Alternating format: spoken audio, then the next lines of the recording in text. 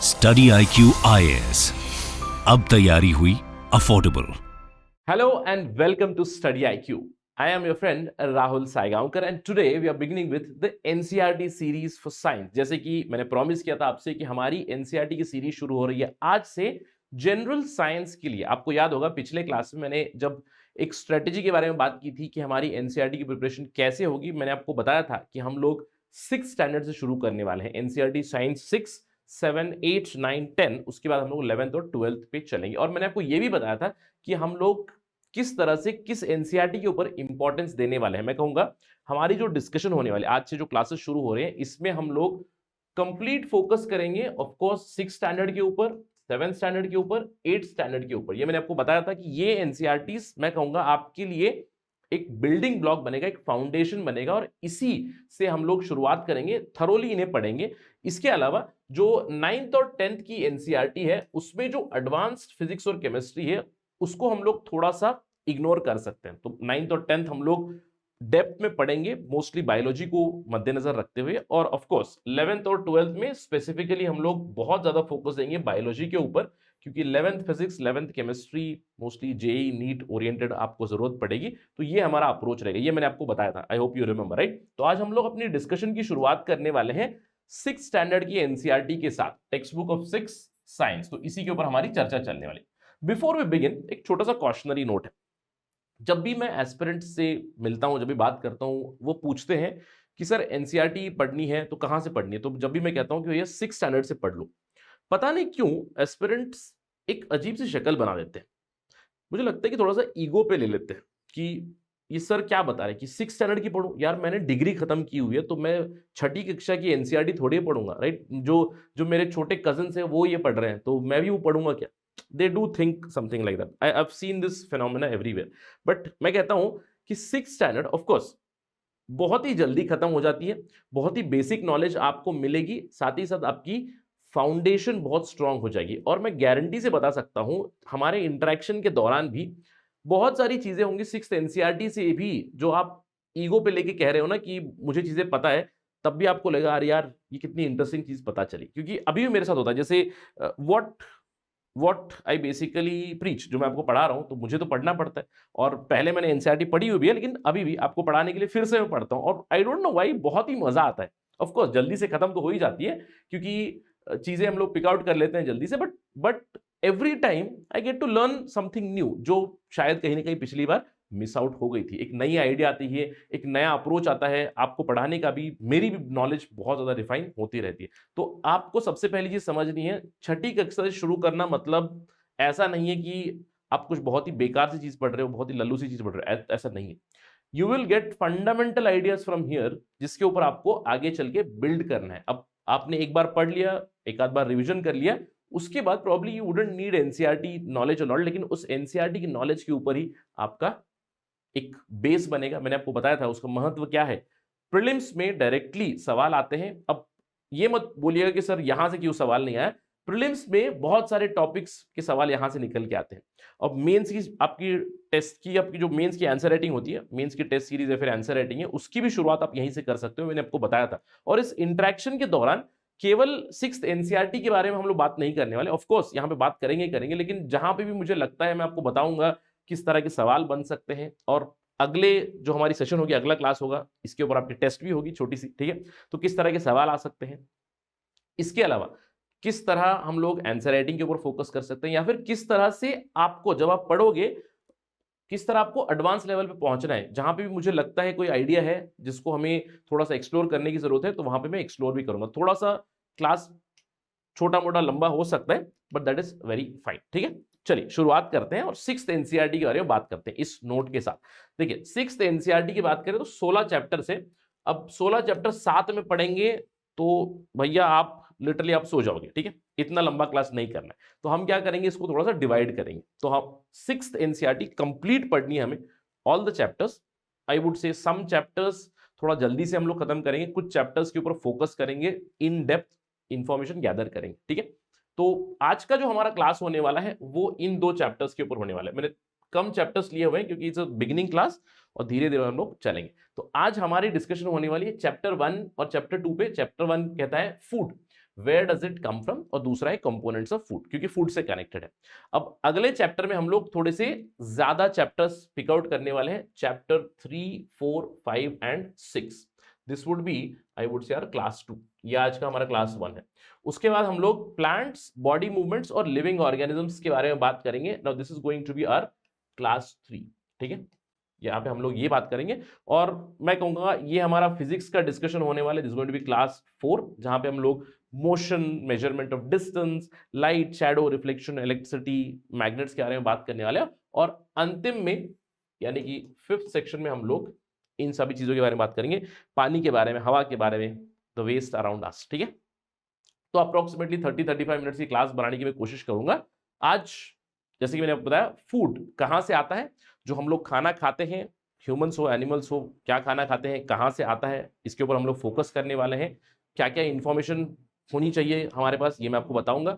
उसके बाद आज का मेन मुद्दा रहेगा कंपोनेंट्स ऑफ फूड के ऊपर, क्योंकि यहाँ पे हम लोग बात करने वाले हैं न्यूट्रिएंट्स के बारे में। क्लियर? तो मेन मुद्दा चैप्टर 2, चैप्टर 1 जल्दी से खत्म हो जाएगा, आई नो, कुछ ही समय में। चैप्टर 2 के ऊपर हमारा फोकस और भी ज्यादा रहेगा। चलिए शुरुआत करते हैं चैप्टर 1 के साथ, food, where does it come from. अब जो हम लोग खाना खाते हैं, ये चैप्टर हमें बताता है कि खाना कहां से आता है, राइट। दो प्राइमरी सोर्सेस है हमारे खाने के, कॉमन सेंस की बात है, दो प्राइमरी सोर्सेस है हमारे खाने के। दो प्राइमरी सोर्सेस क्या है? प्लांट से, राइट, और एनिमल से, करेक्ट।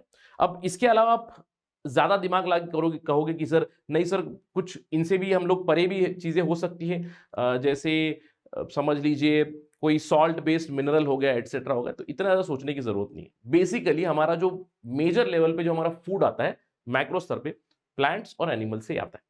अब प्लांट से हम लोग क्या क्या खाते हैं, फिर प्लांट से हमारे फूड कहाँ कहाँ से आते हैं, ये आपको ध्यान रखना है। तो यहाँ पे हम थोड़ा सा एनालाइज करेंगे।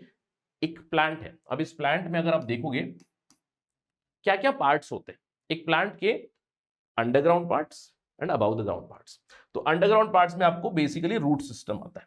अब सवाल ये उठता है, क्या हम लोग किसी प्लांट के रूट्स खाते हैं? The answer would be of course yes. बहुत सारे वेजिटेबल्स है जहां पे है हम लोग वेजिटेबल्स, रूट बेस्ड वेजिटेबल्स ही खाते हैं, आपको ये तो पता ही होगा, right. Of course you can give me so many example root based, right. Say carrot हो गए, carrot is a root system, secondary root system है उसमें। या फिर हम लोग अनियन की बात कर सकते हैं, although onion is a modification of stem, उसके नीचे भी छोटे छोटे रूट होते हैं, बट हम लोग बहुत सारे रूट सिस्टम खाते हैं। जैसे मेडिसिनल पर्पज के लिए भी इस्तेमाल करते हैं, जैसे मुलेठी रूट्स हम लोग खाते हैं। तो root system yes we consume. इसके अलावा आपका शूट सिस्टम होता है। शूट सिस्टम में आपकी स्टेम हो गई, मेन स्टेम हो गई, आपकी ब्रांचेस हो गए, आपके लीव्स हो गए, और फ्रूट और फ्लावर। ये बेसिक पार्ट्स, ये आपको पता है ना, ये बेसिक आइडिया। अब इसमें से आप कौन से पार्ट कंज्यूम करते हो एज फूड? कौन से पार्ट कंज्यूम करते हो? पत्ते, ऑफ कोर्स, यहां पे मैं आपको बहुत सारे उदाहरण दे सकता हूं। लीफी वेजिटेबल्स, जो आपकी पालक है, मेथी है, जो भी लीफी वेजिटेबल्स आते हैं, वी डू कंज्यूम इट। इसके साथ ये छोटी छोटी डंडियां, बर्ड्स भी हम लोग खा ही लेते हैं उसके साथ, राइट। स्टेम, अब बहुत सारे वेजिटेबल्स जो होते हैं उनकी हम लोग स्टेम भी खाते हैं। फॉर एग्जाम्पल, अब पोटैटो है, पोटैटो इज अ ट्यूबर। अब पोटैटो ये स्टेम है या रूट है, ये हम लोग एडवांस आगे समझेंगे जरूर। ये मैं आपको क्यों बता रहा हूं, अभी हम लोग एक बेसिक्स बिल्ड कर रहे हैं कि हम लोग खाने में क्या क्या खाते हैं, और आगे चल के आने वाले जब हम लोग बायोलॉजी की बात करेंगे, प्लांट और फूड सोर्सेस की बात करेंगे, तो वहां पे हम लोग ये भी समझेंगे कि कौन सा पार्ट क्या है। फॉर एग्जांपल पोटैटो क्या है, अनियन क्या है, राइट, रेडिश क्या है, मूली हो गया, गाजर हो गया, सब हम लोग कंज्यूम करते हैं। क्या ये रूट है, क्या ये स्टेम है, लीफ मॉडिफिकेशन में हम लोग क्या खाते हैं, फ्रूट किस तरह के होते हैं, ये सारी चीजें हम लोग एडवांस लेवल पे आगे पढ़ने वाले हैं जरूर। लेकिन हम लोग ये सभी चीजें कंज्यूम करते हैं। अब लीफी वेजिटेबल्स बहुत सारे एग्जांपल आपको मिल जाएंगे।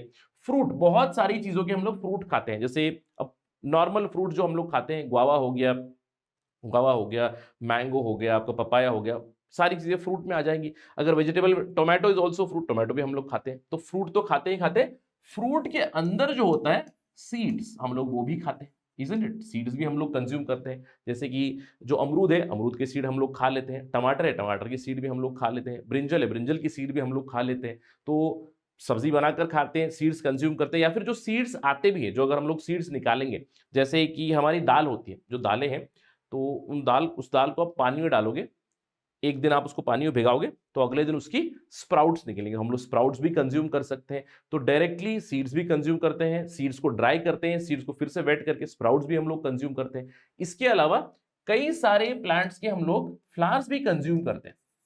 क्या आपको याद आ रहा है कि कोई फ्लावर है जो हम लोग कंज्यूम करते हैं इन टर्म्स ऑफ ईटिंग? जैसे आपने देखा होगा कोरिएंडर, जो हम लोग धनिया कहते हैं, धनिया के ऊपर छोटे छोटे फ्लावर्स आते हैं, कई बार वो कंजम्पशन में आ जाते हैं। या फिर गुलाब इज अ क्लासिक एग्जांपल। अब गुलाब से हम लोग क्या बनाते हैं, उसको कहते हैं गुलकंद, राइट? गुलाब से गुलकंद हम लोग बना के खा लेते हैं, तो फ्लावर भी कंज्यूम करते हैं। या फिर फ्लावर से जो निकलता है, फॉर एग्जाम्पल फ्लावर से देखिए ये जो मधुमक्खी है ये नेक्टर निकालेगी और नेक्टर बेस्ड फूड भी हम लोग खाते हैं। तो इस पूरे डिस्कशन का निष्कर्ष क्या निकलता है, हमारा जो मेन सोर्स है खाने का वो है प्लांट, राइट? और प्लांट के अलग अलग भागों को हम लोग कंज्यूम करते हैं और इसके बहुत सारे एग्जांपल्स आपको मिलेंगे डे टू डे लाइफ में। हम लोग जब भी कंज्यूम करते हैं आप देखिएगा, right? Leafy vegetables, we eat fruits, जैसे बीन्स हो गया। बीन्स क्या होता है? Beans is an example of fruit, उसके अंदर आपके सीड्स भी हैं, तो हम लोग फ्रूट्स खाते हैं, सीड्स खाते हैं। कई सारे प्लांट्स के हम लोग स्टेम भी खा लेते हैं,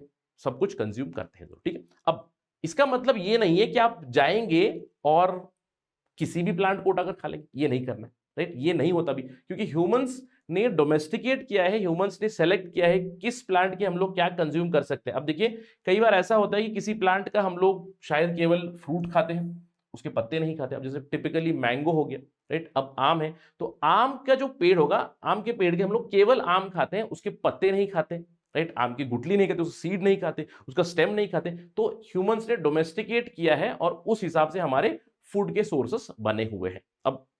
अब जैसे एनिमल्स की बात होगी, animals can eat sort of plant, for example parthenium हो गया। पार्थेनियम जो है वो एनिमल्स भी कंज्यूम कर लेंगे, लेकिन एनिमल्स को ज्यादा खतरा नहीं होगा। ह्यूमंस कंज्यूम करेंगे तो हम तो बीमार हो जाएंगे, राइट? पार्थेनियम खाएंगे तो।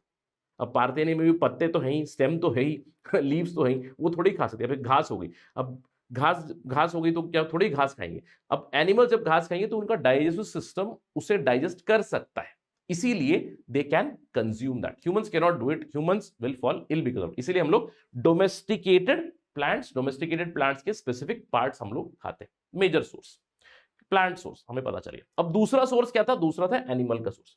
अब एनिमल के सोर्स से हमें क्या मिलता है? जो हमारा खाना होता है, एनिमल से हम लोग क्या कंज्यूम करते हैं? देखिए सबसे इंपॉर्टेंट प्रोडक्ट तो है ऑफ कोर्स मिल्क। मिल्क जो कंप्लीट फूड कहा जाता है।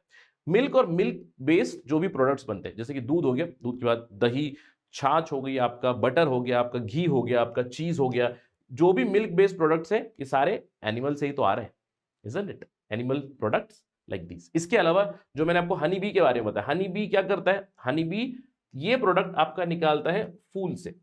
अब देखिए फूल क्या हमेशा होते हैं? नहीं।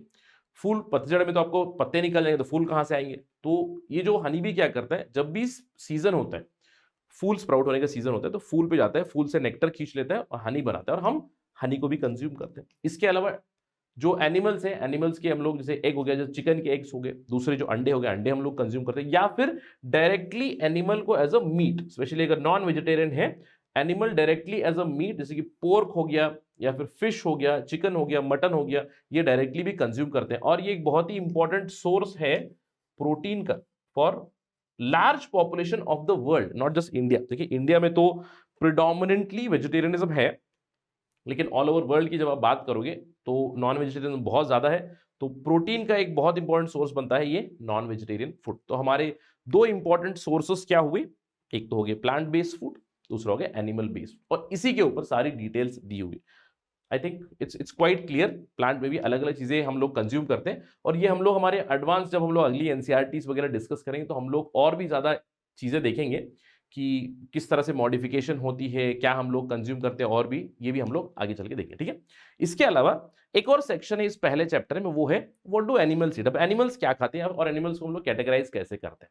जैसे कि मैंने आपको बताया, एनिमल्स हर्बीवोर जो होते हैं, हर्बीवोरस एनिमल्स मतलब जो केवल प्लांट्स खाते हैं, जैसे कि शीप हो गया, गोट हो गया, जैसे गाय हो गई, केवल प्लांट्स खाते हैं, यानी कि घास फूस खाते हैं। और जैसे कि मैंने आपको बताया, वो घास फूस खाते हैं क्योंकि उनके डाइजेस्टिव सिस्टम में कुछ इस तरह का सेटअप है जहां पे वो उस चीज को डाइजेस्ट कर पाते हैं, स्ट्रॉन्ग एंजाइम्स है उनके डाइजेस्टिव ट्रैक्ट में। इसके अलावा वो एक बार जब चबा के खाते हैं उनके पास कुछ इस तरह का मैकेनिज्म होता है कि वो पेट में से फिर से वापस खाना निकालेंगे, फिर से जुगाली करेंगे और फिर निगल जाएंगे। तो उनके पास रिगर्जिनेट करने की ताकत या फिर कड प्रोसेस है उनके पास, जिसकी वजह से they bring out the food, they again take inside the food.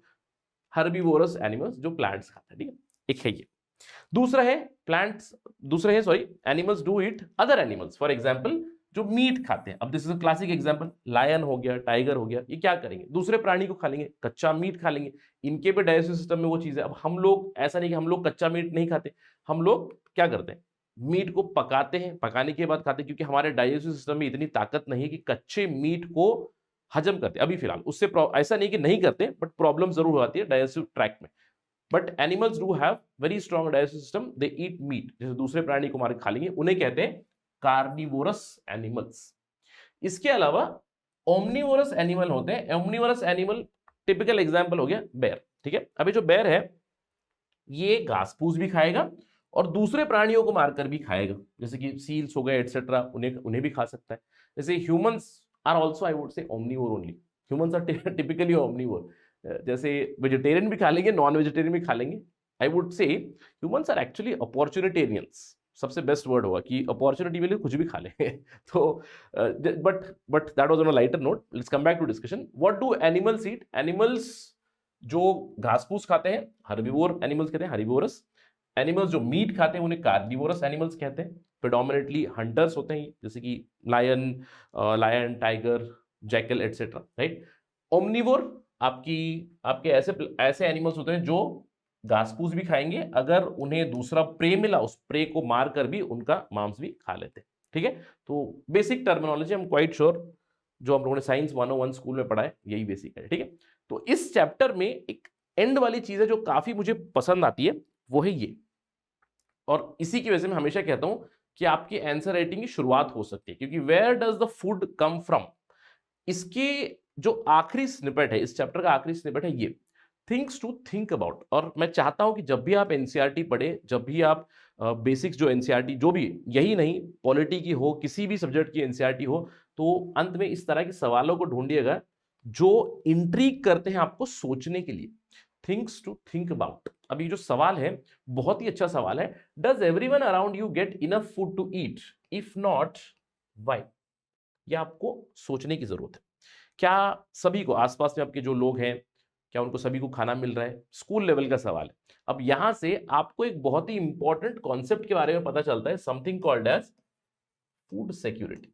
ये आपको ध्यान रखना है जब भी हम लोग बात करेंगे फूड सिक्योरिटी या फिर आई वुड से फूड इनसिक्योरिटी के बारे में, तो यही टॉपिक हो, यही सवाल हो गया, food security. So connect this with that. जब भी फूड सिक्योरिटी आएगा, जो पहला चैप्टर अपनी एनसीईआरटी में पढ़ा था ना, उसमें भी यही सवाल पूछा था। This is basically A question of food security only. Is their food security around you, ये पूछ रहा है ये सवाल। और अगर है तो बताइए, है डिस्क्राइब कीजिए, अगर नहीं है तो बताइएगा क्यों नहीं है। तो आपको सोचना है कि क्यों नहीं है। क्या आपके एरिया में, क्या आसपास में, क्या वहां पे फूड प्रोडक्शन नहीं हो रहा है? अगर प्रोडक्शन नहीं हो रहा है तो क्यों नहीं हो रहा है? क्या वहां पे किसान नहीं है? क्या वहां पे प्रोडक्ट्स नहीं आ रहे हैं? किस तरह का फूड आ रहा है? ये सोचना है। अगर किसान है तो क्या किसान की जो उपज है वो अप्रोप्रिएट आ रही है? अगर नहीं आ रही तो क्यों नहीं आ रही है? क्या क्लाइमेट चेंज का एक प्रॉब्लम है? You have so much to think about here. और इसी से अब जैसे देखिए, ट्राई टू अटेम्प्ट दिस। मैं कहूंगा ये एक ऐसा सवाल है जिसके ऊपर मुझे लगता है कि आप बेसिकली 100-200 वर्ड लिख सकते हो। तो just right a small essay over this, 200-300 words में लिखिएगा, डिस्क्राइब कीजिएगा, सो यू विल अंडरस्टैंड। ये एक आपके लिए पाथवे होगी, ये एक आपके लिए शुरुआत होगी आंसर राइटिंग की। जो दूसरा सवाल है वो भी काफी अच्छा है। What are the ways we can think of to avoid wastage of food? अगर खाना है तो क्या खाना वेस्ट हो रहा है? क्या आप खाना वेस्ट कर रहे हो? Do think about, do ponder about these things, ठीक है। तो इसलिए मैंने बताया था कि जल्दी जल्दी से चीजें खत्म हो जाती है एनसीईआरटी में। तो 6th एनसीईआरटी में ज्यादा, फर्स्ट चैप्टर में ज्यादा कुछ डिटेल्स आपको मिलेंगे, लेकिन इंपॉर्टेंट चैप्टर है सेकंड चैप्टर। और हमारा आज का इंपॉर्टेंट डिस्कशन होगा इसी पे, कंपोनेंट्स ऑफ फूड। क्योंकि हम लोग समझ चुके हैं खाना कहां से आ रहा है, खाना आ रहा है प्लांट्स और एनिमल्स से, हम लोग ले रहे हैं। अब खाना जब हम लोग कंज्यूम कर रहे हैं, वो कंज्यूम क्यों कर रहे हैं? इस खाने में जो हम लोगों ने खाया, उस खाने में है क्या जो हमारे बॉडी को जरूरी है? और यही है हमारा डिस्कशन का मुद्दा। देखिए, जो फूड इंग्रेडिएंट्स होते हैं जो हम लोगों ने खाया, अब जो प्लांट भी खाया, समझ लीजिए पालक खा लिया आपने, मेथी खा लिया आपने, आपने धनिया खा लिया एटसेट्रा, जो भी आपने खा लिया, तो उसके अंदर से कुछ आपकी बॉडी में मिल रहा है जो आपकी बॉडी इस्तेमाल कर रही है, जिसकी वजह से you are able to do your work, जो आप अपना काम कर रहे हो, और जो नहीं चाहिए वो आपकी बॉडी एक्सक्रीट कर दे रही है, राइट? यूरिनेशन हो रहा है, एक्सक्रीशन हो रहा है, उसकी वजह से वेस्ट मटेरियल निकल भी रहा है। लेकिन जो आपकी बॉडी इस्तेमाल कर रही है, जो खाने में से इंग्रेडिएंट्स निकाल रही है, उन्हें कहते हैं न्यूट्रिएंट्स। और हम लोग खाना ही खाते हैं इसलिए। अब जैसे मैं बात कर पा रहा हूं, मैं अपने हाथ हिला पा रहा हूं, मैं आपको पढ़ा पा रहा हूं, क्यों? क्योंकि मैंने सुबह नाश्ता किया हुआ है, खाना खाया हुआ, दोपहर में खाना खाया हुआ है, so that is why I am able to teach you, क्योंकि वो न्यूट्रिएंट्स मुझ में मिल रहे हैं, मुझ में वो एनर्जी आ रही है, जिससे कि मैं आपको, जिससे कि I am able to move, I am able to do my work. वो न्यूट्रिएंट्स की वजह से ही होता है। अब कौन से न्यूट्रिएंट्स होते हैं बेसिक लेवल पे, क्या क्या न्यूट्रिएंट्स की जरूरत पड़ती है हमारी बॉडी में? देखिए, न्यूट्रिएंट्स, मेजर न्यूट्रिएंट्स होते हैं carbohydrates, carbs, proteins, fats, vitamins, minerals. इसके अलावा हमें डाइटरी फाइबर की भी जरूरत पड़ती है और हमें पानी पीने की भी जरूरत पड़ती है। तो बेसिकली हमें इन चीजों की जरूरत पड़ती है। और ये जो पानी है, ऑफ कोर्स हम लोग डाइटरी पानी भी पीते हैं, लेकिन खाने के साथ भी बहुत ज्यादा वाटर हमारी बॉडी में चलाते हैं। जैसे कि फॉर इंस्टेंस आपने आम खा लिया, अब आम में भी तो पानी रहेगा, वाटर कंपोनेंट रहेगा ही रहेगा। या फिर नारियल का पानी पी लिया आपने, या फिर कोई दूसरा फल खा लिया, जैसे तरबूज खा लिया, तरबूज में तो बहुत ज्यादा पानी होता है, वाटर बेस्ड फ्रूट है वो, तो पानी वहां से भी आपको मिलता है। अब आगे जब हम लोग जाएंगे, आगे जब हम लोग डिस्कशन करेंगे अगली एनसीईआरटीज का वगैरह, तो इसी पे हम लोग बिल्ड भी करेंगे। जैसे न्यूट्रिएंट्स की बात करते हैं तो हम लोग आगे जाके डिवाइड भी करेंगे, मेजर न्यूट्रिएंट्स क्या होते हैं, माइनर न्यूट्रिएंट्स क्या होते हैं, इस मिनरल्स में हमें किन चीज़ों की ज़रूरत पड़ती है। अभी हम लोग इन मिनरल्स के ऊपर फोकस नहीं करने वाले कि क्या हमें आयरन की ज़रूरत होती है, क्या जिंक की ज़रूरत होती है, क्या हमें सेलेनियम की ज़रूरत है, किसी दूसरे मैंगनीज की ज़रूरत है क्या। इन सारे मिनरल्स की ज़रूरत हम लोग अगले एनसीईआरटी में बात जरूर करेंगे, लेकिन at a broad level nutrients कौन से होते हैं? Carbs, carbohydrates, proteins, fats, vitamins, minerals, जिसकी हमें जरूरत पड़ती है डाइटरी फाइबर्स और वाटर। ठीक है, अब कार्बोहाइड्रेट्स कहां से मिलते हैं? कार्बोहाइड्रेट्स हमारी बेसिक जो फूड से मिलते हैं, बेसिक हम लोग रोटी चपाती जो खाते हैं, कुछ कुछ फ्रूट्स में मिलते हैं आपको। प्रोटीन कहां से मिलते हैं? मैंने आपको बताया, प्रोटीन आपको दूध में मिलेगा, मीट में मिलेगा। फैट्स आपको कहां मिलेंगे? फैट्स बेसिकली जहां पे आपको ऑयली चीज मिलेंगी, जैसे कि आपने ग्राउंडनट खा लिया, एवोकाडो खा लिया, तेल इस्तेमाल कर लिया, राइट, कच्ची घानी जो मस्टर्ड का तेल है, वहां से आपको फैट्स मिल रहे हैं। इसके अलावा विटामिन जो है, विटामिन की कमी हमारे बॉडी में हो सकती है, इसीलिए हम लोग को एक्सटर्नली विटामिन वाली चीजें खानी होती है। कई बार आपने देखा होगा कि sports person, body builders multivitamin की टैबलेट लेते हैं to to take care of this vitamin, क्योंकि विटामिन हमें बाहर से खाने से ही मिलती है। जैसे विटामिन ए आपको कैरेट में मिलती है, विटामिन बी के अलग अलग वेरिएंट्स है, vitamin B, B1, B2, B5, B6, अभी फिलहाल इस डिटेल्स में नहीं जाएंगे, लेकिन अलग अलग खाने में आपको विटामिन बी और उसके वेरिएंट्स भी मिलते हैं। विटामिन सी हो गया, विटामिन सी आपको जो खट्टी चीजें होती है, जैसे जैसे लेमन हो गया, ऑरेंज हो गया, मौसम्बी हो गया, वहां पे आपको मिलती है और एंटीऑक्सीडेंट का काम करता है।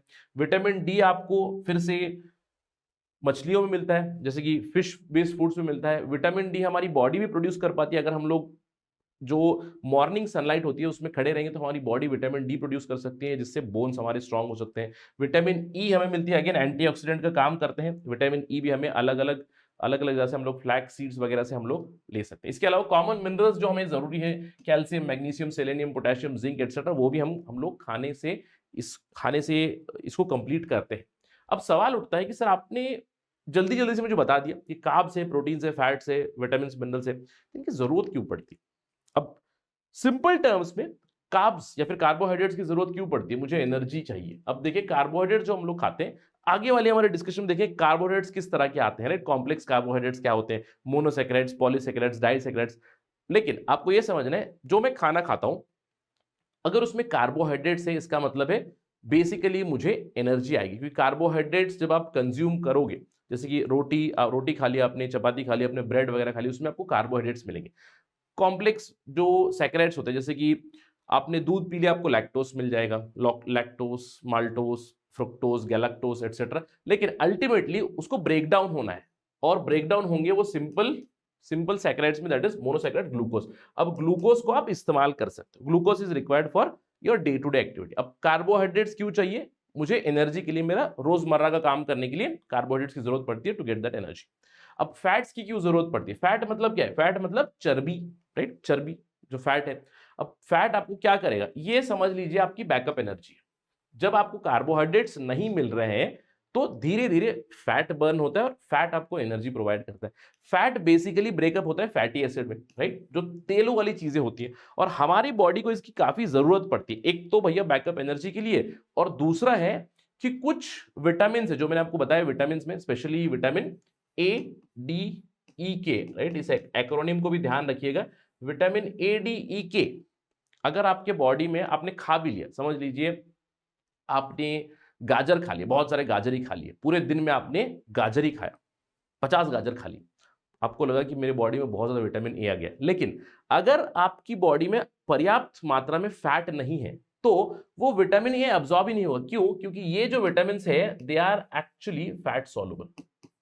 ठीक है, ये आपको ध्यान रखना है। ऑल्दो ये एडवांस में आएगा, लेकिन मैं आपको अभी बता रहा हूँ ईडी के फैट सॉल्व, तो विटामिन अब्सॉर्प्शन में भी फैट इस्तेमाल होता है। या फिर प्रोटीन्स। अब प्रोटीन्स की जरूरत क्यों होती है? प्रोटीन सिंपल है, muscle growth, right, muscle growth के लिए, सेल ग्रोथ के लिए कुछ कुछ प्रोटीन्स, हार्मोन भी बनते हैं हार्मोन प्रोडक्शन के लिए, एंजाइम प्रोडक्शन के लिए, और साथ ही साथ प्रोटीन भी अल्टीमेटली ब्रेकअप हो सकता है to give you some sort of basic glucose through amino acids. Glucose आपको एनर्जी देगा। अगर कार्बोहाइड्रेट्स अवेलेबल नहीं है तो आपको प्रोटीन से भी एनर्जी आपको मिल सकती है। इसके अलावा आपकी बॉडी की नॉर्मल वर्किंग के लिए छोटी मोटी मात्रा में आपको विटामिन और मिनरल्स की जरूरत पड़ती है, right. Vitamin and minerals are needed for essential and normal functioning of your human body.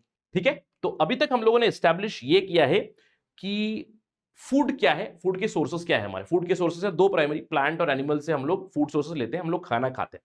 अब हम लोग जो खाना खाते हैं, जो इंग्रेडिएंट्स हम लोग खाते हैं, वो क्यों खाते हैं, क्यों कंज्यूम करते हैं? क्योंकि हमें कुछ न्यूट्रिएंट्स की जरूरत है। न्यूट्रिएंट्स कौन से? कार्बोहाइड्रेट्स, फैट्स, प्रोटीन्स, विटामिन और मिनरल्स, और इन न्यूट्रिएंट्स के फंक्शंस भी हम लोगों ने देखे। अभी सवाल ये उठता है कि जो भी खाना हम लोगों ने देखा है, फॉर एग्जाम्पल समझ लीजिए मुझे एक पर्टिकुलर फ्रूट दिखा, उस फ्रूट को मुझे देखना है कि खाने के लिए उसके अंदर कार्बोहाइड्रेट है कि नहीं, मुझे देखना है, उसके बाद उसको कंज्यूम करना है। तो कैसे टेस्ट करूंगा? तो एनसीईआरटी में कुछ टेस्ट भी दिए गए हैं, तो carbohydrate test, protein test, fat test, ये आपको ध्यान रखना है। ठीक है, तो कार्ब्स की टेस्ट क्या है? सिंपल सी कार्ब की टेस्ट है।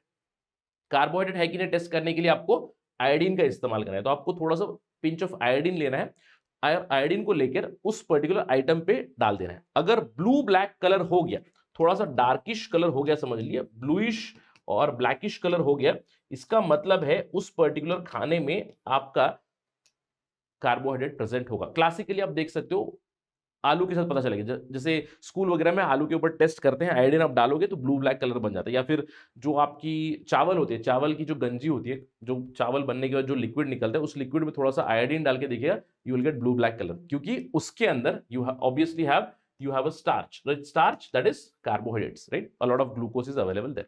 इसके अलावा प्रोटीन की भी एक टेस्ट है। प्रोटीन है कि नहीं टेस्ट करने के लिए आपको थोड़ा सा कॉस्टिक सोडा लेना है, कॉस्टिक सोडा, थोड़ा सा कॉपर सल्फेट लेना है, और एक टेस्ट ट्यूब में लेकर पहले वो प्रोटीन का प्रोडक्ट लेना है। अगर इसमें प्रोटीन है कि नहीं देखना है, वो प्रोडक्ट में आप थोड़ा सा caustic soda, copper sulphate mix करेंगे, तो अगर उसका रंग हो गया वॉयलेट, इसका मतलब है उसके अंदर प्रोटीन प्रेजेंट है, प्रोटीन या फिर अमीनो एसिड्स प्रेजेंट है, ये हम लोग उसकी पुष्टि कर सकते हैं। इसके अलावा फैट का टेस्ट तो काफी सिंपल है। Fat test is very simple. Fat मतलब क्या होता है? बेसिकली फैट मतलब समथिंग विच इज ऑयली, तेलू होना चाहिए, राइट, तेल होना चाहिए। जैसे अगर आपने समझ ली मूंगफली ले ली, आप एक काम कीजिए, मूंगफली को थोड़ा सा पीसिएगा और एक पेपर लीजिएगा, और उस पेपर में उस मूंगफली को पकड़िएगा, पेपर के ऊपर आपको तेल लग जाएगा, और जब तेल लगेगा इसका मतलब है पेपर थोड़ा सा ऑयली हो जाएगा, पेपर थोड़ा सा मैं कहूंगा ट्रांसलूसेंट भी हो जाएगा। इसका मतलब क्या है?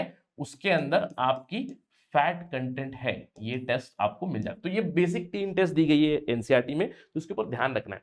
इनफैक्ट इसके बाद छोटा सा होमवर्क है आपके लिए, और मैं चाहता हूं कि आप थोड़ा सा रिसर्च करें। ऑल्दो यहीं पे बताया गया आप आयोडीन सॉल्यूशन कैसे बना सकते हो, कॉपर सल्फेट सॉल्यूशन कैसे बनाओगे, कॉस्टिक सोडा सॉल्यूशन कैसे बनाओगे, ये चीजें एनसीईआरटी में दी हुई है, लेकिन मैं चाहता हूं कि आप थोड़ा सा रिसर्च जरूर करें कि ये कॉस्टिक सोडा होता क्या है। कॉस्टिक सोडा का बेसिक फॉर्मूला है NaOH, it's basically sodium hydroxide. तो क्या आपके घर पे सोडियम हाइड्रोक्साइड है क्या? राइट, जैसे अगर इसको बनाना है, आप जानते हैं नमक होता है, नमक क्या होता है? Salt, NaCl। अगर मैं नमक को लूं और पानी में मिला दूं, क्या सोडियम हाइड्रोक्साइड बनता है? अगर नहीं बनता है तो क्यों नहीं बनता, यू नीड टू अंडरस्टैंड, ठीक है। तो थोड़ा सा बेसिक केमिस्ट्री का भी थोड़ा सा रिसर्च कर लीजिए, ऑल्दो हम लोग आगे जब केमिस्ट्री की बेसिक बातें करेंगे तो ये समझ जाएंगे। लेकिन कॉस्टिक सोडा होता क्या है, इसके इस्तेमाल क्या होते हैं, थोड़ा सा आप रिसर्च कीजिएगा, इस पे भी सवाल बन सकते हैं। इसके अलावा कॉपर सल्फेट हो गया, यानी कि CuSO4, ठीक है, CuSO4 कॉपर सल्फेट जो है, कॉपर सल्फेट की क्या यूज होती है, क्या आपके घर में कॉपर सल्फेट आप देख सकते हो, क्या इसके यूजर्स है, राइट। क्योंकि आपने देखा होगा, कई बार आपने देखा होगा कॉमन कॉमन लैंग्वेज, कॉमन लिंगो में, कोलोक्वियली हमारे जो एडल्ट्स हमें बताते हैं कि जो पीतल का होता है, कॉपर का जो होता है वेसल, उसके अंदर पानी रखिएगा, ओवरनाइट आप पानी पीजिएगा, वो कहते हैं। तो is it somewhere connected to copper sulphate, yes और नो, या फिर कॉपर सल्फेट क्या है उसके ऊपर थोड़ा सा रिसर्च कीजिएगा, डू नो, क्योंकि आपको इसी तरह से चीजें करनी है। मेंशन किया गया लेकिन इसके ऊपर डिटेल नहीं दी गई, ये आपका अभी आपका काम बनता है इसके ऊपर थोड़ा सा रिसर्च कर, this is your homework, do let me know things about caustic soda and copper sulphate, ठीक है, राइट। चलिए आगे बढ़ते हैं, ठीक है। इसके अलावा carbohydrates, fats, protein, vitamin, minerals के अलावा डाइटरी फाइबर्स की भी हमें जरूरत होती है। तो डाइटरी फाइबर्स क्यों जरूरी होती है, डाइटरी फाइबर का मतलब क्या है, आप थोड़ी सी रफेज वाली चीजें, डाइटरी फाइबर्स को बेसिकली रफेज कहा जाता है, ठीक है, रफेज। इसीलिए आपने बहुत बार देखा होगा कि कहते हैं, अब एल्डर्स कहते हैं कि जो मैदा होता है, मैदे की रोटी क्या करता है, पेट गड़बड़ा देती है, राइट। इसीलिए आप कहते हो कि मुझे गेहूं वाली, यानी कि जो गेहूं का आटा है उसकी मुझे रोटी चाहिए। अब टेक्निकली अगर आप बात करो तो मैदे और जो आटा, गेहूं का आटा है, उस रोटी में क्या अंतर है, द अंतर इज ओनली रफेज। क्यों, क्योंकि मैदा बहुत ही रिफाइंड वाला वो आटा होता है, यानी कि अगर आप गेहूं को देखोगे, गेहूं के ऊपर एक ब्राउन सी हार्ड सी परत बनी है, गेहूं लीजिए उसको चबाइएगा, ठीक है, तो ऊपर वाली परत हार्ड होती है, रफ होती है, उसके अंदर जो चीजें होती है बहुत ही नरम होती है, उसके अंदर वाली चीज मैदा प्योरली, उस पाउडर को मैदा हम लोग कहते हैं। लेकिन जब हम लोग उसको पीसते हैं तो ऊपर वाली परत भी आ जाती है, साथ में बेसिकली व्हीट फ्लोर भी होता है, तो वो आपको रफेज देता है। और रफेज आपको मदद क्यों करता है, आपको रफेज कहाँ कहाँ से मिलता है, जैसे कि फॉर इंस्टेंस आपको ग्रेन से मिलता है, जैसे होल ग्रेन्स, आप ओट्स खाइएगा, गेहूं खाइएगा, ज्वार मिलेट्स खाइएगा, पल्सेस से आपको मिलता है, या फिर आपको जो समझ लीजिए गुआवा, अब गुआवा मतलब अमरूद, अब जब अमरूद खाते हो, अमरूद के जो बीज होते हैं, they act as roughage only for you. अब ये जो रफेज है डाइटरी फाइबर से, इनका यूज क्या होता है, आपको ध्यान रखना है यहाँ पे कि अगर मैं एक सवाल बना दूं कि consider the following statements about dietary fibres, पहला स्टेटमेंट दे दिया ऐसे ऐसे कि वो आपकी बॉडी में जरूरी है, fibres are required for your digestive system, yes. अब दूसरा स्टेटमेंट मैंने आपको दे दिया, they do not provide any sort of nutrition, ठीक है, एब्सोल्युटली करेक्ट होगा। ये आपको ध्यान देना है कि जो रफेज होते हैं, डाइटरी फाइबर्स होते हैं, वो आपको कोई न्यूट्रिएंट्स प्रोवाइड नहीं करते हैं। ये सही जवाब, ये सही स्टेटमेंट होगा, क्योंकि जब भी ये डू नॉट वाली चीजें आप देखते हो, ओनली वाली चीजें देखते हो, तो थोड़ा सा डाउट आना शुरू होता है, तो यहां पे नहीं आना है।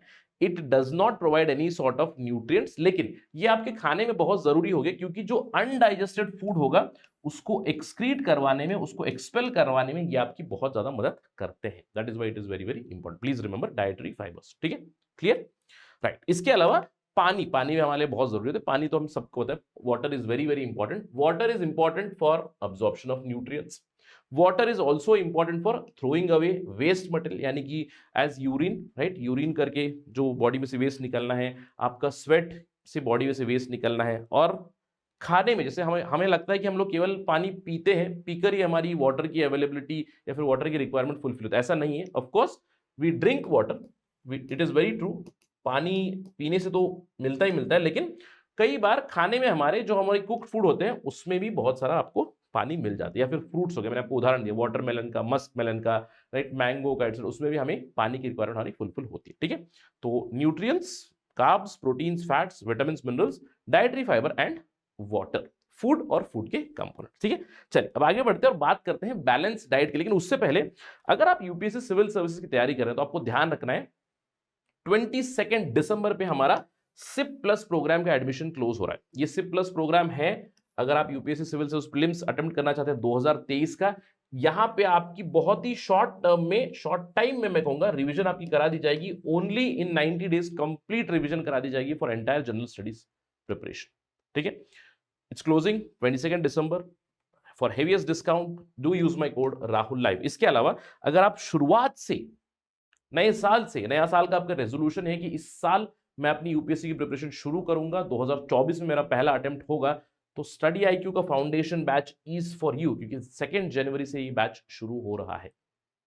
इस बैच में आपका शेड्यूल बना रहेगा, जनवरी से लेकर मैं कहूंगा अक्टूबर नवंबर तक का आपका एक पूरा शेड्यूल बना हुआ है, जहां पे 1000 घंटों से भी ज्यादा आपकी लाइव क्लासेस होंगी। और उन लाइव क्लासेस के साथ आपको एक मेंटरशिप मिलेगी, एक मेंटर आपके साथ रहेंगे, ग्रुप मेंटरशिप का प्रोग्राम चलेगा, हैंड रिटन नोट्स मिलेंगे, आंसर राइटिंग प्रैक्टिस होगी, एमसीक्यू के ऊपर फोकस होगा, complete whole shebang comprehensive package आपको मिलेगा केवल 18,999 में। अगर ये डिस्काउंटेड प्राइस चाहिए, again you have to use my code Rahul live, जिससे कि आप अपनी प्रिपरेशन शुरू कर सकते हो for UPSC civil service, right. Do remember this, go to our website studyIQ.com या फिर हमारा ऐप डाउनलोड कीजिए, वहां पे आपको सारी इंफॉर्मेशन मिल जाएगी, ठीक है, राइट। चलिए, जैसे कि मैंने आपको बताया, न्यूट्रिएंट्स के बाद समझना पड़ेगा बैलेंस डाइट। कई बार आप ये कहते हो कि यार मेरा वजन काफी बढ़ चुका है, तो मैं इसको कैसे कंट्रोल करूं? आप न्यूट्रिशनिस्ट के पास चले जाओगे, कोई जरूरत नहीं है वहां पे जाने की, क्योंकि 6th एनसीईआरटी आपको बताता है कि बैलेंस डाइट है क्या। बैलेंस डाइट वो है जो अभी तक हम लोगों ने न्यूट्रिएंट्स की बात की, कि जो भी न्यूट्रिएंट्स है, कार्बोहाइड्रेट्स, प्रोटीन्स, फैट्स, आपकी जो विटामिन, मिनरल्स, पानी, डाइटरी फाइबर, इन सभी का एक ऑप्टिमम जब आप लेवल खाओगे, जब कंज्यूम करोगे, that basically becomes a balance diet. और आपको यही करना है। इसलिए मैंने कहा कि आपको लगा कि मुझे विटामिन ए चाहिए, दिन भर में 50 गाजर खा लिए, क्या वो बैलेंस डाइट हुई? नहीं। लेकिन आपको सभी चीजें थोड़ी थोड़ी मात्रा में सभी चीजें लेनी है, जितनी भी आपकी बॉडी की रिक्वायरमेंट है, उसी को कहते हैं बैलेंस डाइट। बैलेंस डाइट का मतलब है कि in right quantities you take these nutrients, not too much, not too less, but absolutely right quantity. इसीलिए न्यूट्रिशनिस्ट आपको क्या मदद करेंगे, वो भी आपको इवेंचुअली यही बताएंगे कि आपको हर 2 घंटे में खाना खाना है, आपको सुबह नाश्ते में स्प्राउट्स खाने हैं, आपको दूध पीना है, दोपहर में लाइट आपको खाना खाना है, रात में तो और भी लाइट खाना खाना है, शाम में आपको बीच में आप कुछ स्नैक्स खाइएगा, प्रोटीनिशियस फूड लीजिएगा, दिन में इतने ग्राम प्रोटीन खाइएगा, ये सारी चीजें वही बताते हैं। That is nothing but balance diet. अब बैलेंस डाइट से जुड़ा हुआ एक आइडिया है, यहां पे सवाल पूछा गया एनसीईआरटी में, do you think that people of all ages need same type of diet? क्या होगा इसका जवाब? Do people of all ages need same type of diet? Of course not, right, क्योंकि यंग पीपल की ज्यादा रिक्वायरमेंट होगी, young people को ज्यादा कंज्यूम करने की जरूरत पड़ेगी, वही ओल्ड एज पीपल को थोड़ा सा अपनी डाइट मेंटेन करने के लिए बैलेंस करना पड़ेगा। और यही होता है रीजन वाइज भी। ये मैंने आपको क्यों बताया, क्योंकि बैलेंस डाइट का डेफिनेशन अलग अलग इंसान के लिए अलग अलग हो सकता है, depending on the body requirement, ठीक है। इसीलिए ये बैलेंस डाइट का जो कॉन्सेप्ट हम लोगों ने यहाँ पे 6ठी कक्षा में पढ़ा, यही चीज हम लोग अपनी पॉवर्टी एस्टिमेशन में भी इस्तेमाल कर चुके हैं। जैसे फूड फॉर थॉट, यहाँ पे मैं थोड़ा सा डिविएट करने वाला हूँ। क्यों? क्योंकि जब आप प्रिपेयर करोगे एनसीईआरटी के बारे में, तो एनसीईआरटी के जो बेसिक कॉन्सेप्ट्स होते हैं, ये जो बैलेंस डाइट का कॉन्सेप्ट है, बैलेंस डाइट का मतलब क्या है? बैलेंस डाइट मतलब से आपकी बॉडी की ऑप्टिमम रिक्वायरमेंट क्या है, यानी कि optimum number of calories that are needed for your body, ये क्या है, ठीक है। और यही हमारा बेसिस भी था पॉवर्टी लाइन का। जब आगे हम लोग इकोनॉमिक्स की पढ़ाई करेंगे, या फिर when you prepare economics from NCERT और एनीवेयर, आप पॉवर्टी लाइन के बारे में डिफाइन, पॉवर्टी लाइन के बारे में बात करोगे। और पॉवर्टी से जुड़ी बहुत सारी कमीशंस, कमिटीज बनी हुई है, अलग कमिटी होगी, लकड़ा वाला, तेंदुलकर, रंगराजन, अभी इतना मत सोचिएगा।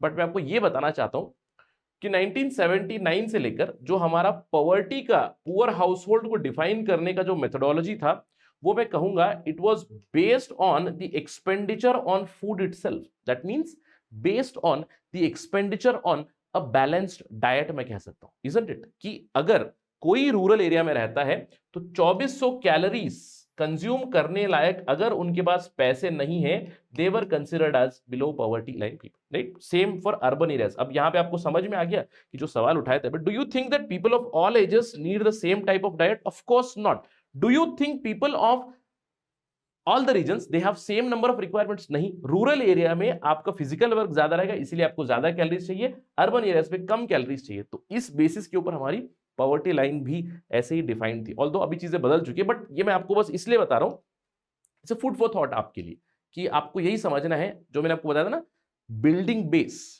Concept of balance diet, concept of the optimum number of calories, यही चीज इवन हमारे मैक्रो इकोनॉमिक इंडिकेटर्स यानी कि पॉवर्टी लाइन को डिफाइन करने के लिए इस्तेमाल की। I hope things are clear, ठीक है। चलिए, बैलेंस डाइट आपको समझ में आ गया, बैलेंस डाइट का मतलब आपको समझ में आ गया, ठीक है। अब बैलेंस डाइट जब आपको लेना है तो आपको इंश्योर करना चाहिए कि सारे के सारे न्यूट्रिएंट्स आपको मिलेंगे। लेकिन कई बार आपके साथ ऐसा होता है कि आपको लगता है यार मैंने आधा किलो पालक ले लिया, मैंने आधा किलो मेथी ले लिया, मैंने इतने सारे चने ले लिए, मैंने क्या कहते हैं राजमा ले लिया, बहुत सारे नट्स एक्सेट्रा बहुत सारे ले लिए और मैंने उनको कुक कर लिया और खा लिया, ठीक है, जो भी डिश आपने बनाई। तो आपको लगा कि आपको सारे न्यूट्रिएंट्स मिल चुके हैं, लेकिन आपको ध्यान रखना है बैलेंस डाइट में आपको एक बहुत ही इंपॉर्टेंट चीज होती है, cooked food plus raw foods are also very important. क्यों? क्योंकि जब आप खाना कुक करते हो आपको लगता है कि पकाया हुआ खाना जो आपने गैस पे पकाया हुआ है, उबाल के खाना खाया हुआ है, तो उसमें कई बार कुकिंग में आपके न्यूट्रिएंट्स लॉस हो जाते हैं। ये आपको ध्यान रखना है। अगर मैं एक स्टेटमेंट दे दूं कि cooking leads to loss of protein, yes some proteins, क्योंकि कुकिंग करने से कुछ प्रोटीन अपना डिसॉल्व हो सकते हैं, कुछ मिनरल्स लूज हो सकते हैं, स्पेशली विटामिन सी। अगर आप हीट करोगे तो विटामिन सी डिस्ट्रॉय हो जाएगा, विटामिन सी खत्म हो जाएगा, ठीक है। तो बहुत सारे न्यूट्रिएंट्स होते हैं, स्पेशली प्रोटीन्स हो गए, मिनरल्स हो गए, विटामिन्स हो गए, अगर आप उन्हें उबालोगे, उन्हें कुक करोगे तो वो न्यूट्रिएंट्स ब्रेक हो सकते हैं, वो न्यूट्रिएंट्स आपको नहीं मिलेंगे इन कुक्ड फूड्स। इसीलिए हमारे खाने के साथ हम लोग फोकस किस चीज पे करते हैं? We also focus on something called as the salads. Salads का मतलब क्या है? आप कच्ची सब्जियां ले रहे हो, राइट। जैसे आप कच्चा प्याज खा रहे हो, राइट, कच्ची मूली आप खा रहे हो, या फिर कच्चे गाजर खा रहे हो, कच्चे टमाटर खा रहे हो, सलाड आप खा रहे हो, कच्चे जो पत्ते होते हैं, राइट, लीव्स पत्ते जो होते हैं, राइट, केल एटसेट्रा, ये सलाड में आप इस्तेमाल करते हो। क्यों? क्योंकि we need a mixture of cooked food and uncooked food both for a balanced diet. अब सवाल ये उठता है कि सर अगर मैंने बैलेंस्ड डाइट नहीं ली तो क्या होगा? तो ऑफ कोर्स प्रॉब्लम हो जाएगी। तो क्या प्रॉब्लम होगी? If we don't get a balanced diet तो मैल न्यूट्रिशन हो जाएगी। मैल न्यूट्रिशन का मतलब है आपको प्रॉपर न्यूट्रिएंट्स नहीं मिलेंगे। मैल न्यूट्रिशन का मतलब क्या है कि जो भी आपकी बॉडी के लिए रिक्वायर्ड न्यूट्रिएंट्स थे उन न्यूट्रिएंट्स में कुछ प्रॉब्लम हो रही है, कहीं ना कहीं कुछ प्रॉब्लम है। एक तो अगर अंडर न्यूट्रिशन हो गई तो आपको पता है आपकी न्यूट्रिएंट्स सही नहीं मिल रहे हैं तो आपकी ग्रोथ सही नहीं होगी। से बचपन में अगर आपको न्यूट्रिशन नहीं मिल रहा है तो स्टंटिंग हो सकती है, राइट, यानी कि आपकी हाइट कम हो सकती है, वेस्टिंग हो सकती है, आपका वेट कम हो सकता है, आपकी हाइट के लिए आपका वेट कम हो सकता है। या फिर अगर आप ओवर खाए जा रहे हो कि भैया आपको लगा कि मुझे समोसा काफी टेस्टी लग गया और समोसा आपने ठूस लिया, दिन भर समोसे ठूस रहे हो, महीना भर आपने समोसे ठूस लिए, तो क्या होगा भैया? मोटापा हो जाएगी, ओबेसिटी हो जाएगी। ओबेसिटी से आपकी हार्ट बेस्ड प्रॉब्लम्स हो सकती है। इसके अलावा अगर मैल न्यूट्रिशन हो जाएगी, स्पेशली अगर अंडर न्यूट्रिशन हो गई, तो आपको डेफिशिएंसी बेस्ड डिसीजेस भी हो सकते हैं। यानी कि कुछ चीज की कमी होने से डेफिशिएंसी हो जाएगी। डेफिशिएंसी डिसीजेस का मतलब होता है diseases that occur due to lack of nutrients. Lack of vitamin हो सकता है, लैक ऑफ मिनरल हो सकता है, लैक ऑफ प्रोटीन्स हो सकता है, right, lack of specific mineral से विटामिन डी की वजह से आपके बोन्स कमजोर हो सकते हैं। तो डेफिशिएंसी डिसीजेस आपको हो सकते हैं, ठीक है। अब ये डेफिशिएंसी डिसीजेस किस तरह के होते हैं, इसी से हमारा डिस्कशन एंड होने वाला है। Some diseases and disorders caused by deficiency. अब विटामिन ए जो मैंने आपको बताया कहां पे मिलता है, अगर आप गाजर खाओगे, कैरेट खाओगे, विटामिन ए उसमें मिलता है। तो विटामिन ए अगर आपके बॉडी में नहीं है तो आंखें आपकी खराब हो जाएगी, poor vision, loss of vision आपको हो सकती है, कंप्लीट लॉस ऑफ विजन भी हो सकती है। विटामिन बी वन अगर आपकी बॉडी में नहीं है तो एक बीमारी होगी जिसका नाम है बेरीबेरी, ठीक है। बेरीबेरी में क्या होता है? आपकी मसल्स वीक होती है, स्पेशली बच्चों में होता है, मसल वीक हो जाएंगे, बहुत कम एनर्जी हो जाएंगे। बहुत बार बच्चे बोलेंगे मैं थक गया हूं, थोड़ा सा भागेंगे बोलेंगे थक गया हूं। विटामिन बी वन की कमी। विटामिन सी की अगर कमी आपकी बॉडी में होगी तो आपको बीमारी हो जाती है स्कर्वी। अब स्कर्वी में क्या होता है? जो गम्स होते हैं, दांत जो गम्स होते हैं ब्लीड होते हैं और बहुत समय लेते हैं हील होने के लिए। बहुत बार आपने देखा होगा विटामिन सी में बच्चों ने कर दिया कि मुझे अल्सर हो गया है, भाई जबान लाल हो गई या फिर मुंह के अंदर छाले आ चुके हैं विटामिन सी की वजह से, इसकी वजह से। इसके अलावा विटामिन डी की वजह से रिकेट्स होता है। रिकेट्स मतलब आपकी बोन कमजोर हो जाती है। तो विटामिन डी के लिए फिश कंज्यूम किया जा सकता है, या फिर विटामिन डी अब हमारी बॉडी भी प्रोड्यूस कर सकती है अगर हमें अप्रोप्रिएट सनलाइट मिले अप्रोप्रिएट टाइम पे। इसके अलावा कैल्शियम मिनरल की अगर कमी हो गई तो आपके दांत और बोन वीक हो सकते हैं।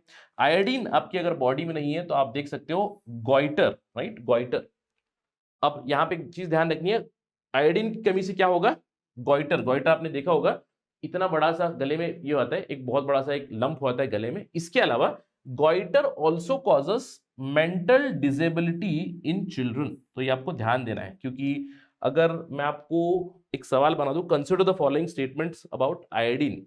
The deficiency of iodine causes goitre, ठीक है, the deficiency of iodine causes mental disability in children, absolutely right, दोनों स्टेटमेंट करेक्ट होंगे, बोथ 1 and 2 आर ट्रू, ठीक है। इसके अलावा आयन, आयन मिनरल, आयन अगर आपकी बॉडी में नहीं है तो आपको एनीमिया हो जाएगा, आपके आरबीसी में अगर आयन कम है तो एनीमिया हो जाएगा, एनीमिया से आपको कंटिन्यूस वीकनेस होती हुई जाती है। इनफैक्ट इसके ऊपर हम लोग और भी ज्यादा बिल्डअप करेंगे, दूसरे दूसरे मिनरल से और क्या बीमारी हो सकती है ये भी हम लोग बात करेंगे आने वाले डिस्कशन में। But this was about the chapter 6, pardon me, the NCERT class 6 chapter 2, ठीक है। तो मैंने आपको बताया पार्ट 1 पार्ट 2 यही है हमारे डिस्कशन का आज अंत। अगले सेशन में will move on and talk about the subsequent chapters. तो ध्यान रखना है, बहुत सारा इंफॉर्मेशन हम लोगों ने गैदर कर लिया है, आप चाहिए तो छोटे छोटे नोट्स बना सकते हो, जहां जहां मैंने पॉइंटर्स बताए वहां पे आप नोट कर सकते हो किस तरह के सवाल, किस तरह प्रिपरेशन करनी है, all these things, right. So till we meet next time, stay safe and always make a schedule and stick to the schedule. लेकिन जाने से पहले ध्यान रखिए, अगर आप मुझे फॉलो करना चाहते हैं, अगर आपको कोई सवाल है, कोई डाउट है, you can always reach out to me on this particular ID Rahul Sai 222। You can text me on Instagram, Saturday and Sunday में रिप्लाई करता हूँ, ठीक है। Thank you for watching this, Jai Hind. Study IQ IAS, अब तैयारी हुई अफोर्डेबल।